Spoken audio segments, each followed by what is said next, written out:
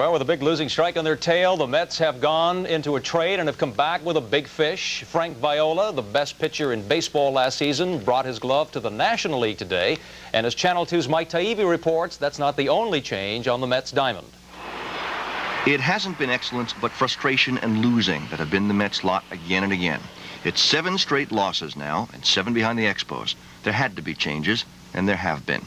Center fielder Mookie Wilson, whose immortal squib traversed Bill Buckner's wickets in the '86 series, goes to Toronto. He's 33 now, barely hitting his weight, seeing almost no playing time. See you, Mook.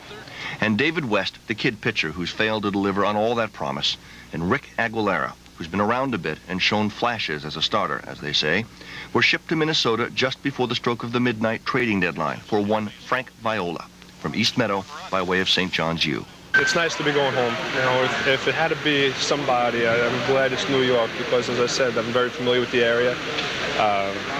It should be fun.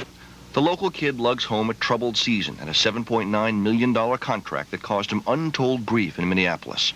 But he's also the reigning American League Cy Young Award winner, one of the best arms in the game. The Mets fans at the advance ticket window mostly gave a cautious hooray. Yeah, the Mets could be in contention with him, especially with Gooden. He could be helpful. I think he'll help the Mets somewhat. Though some wished for other pitchers. Koufax. Koufax.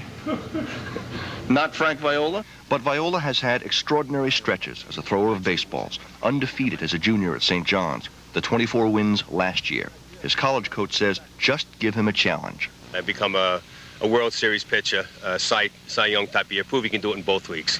As that noted baseball sage Annie Savoy put it in the movie Bull Durham, trade's a part of baseball. Why, who could forget Milt Pappas for Frank Robinson, for God's sake?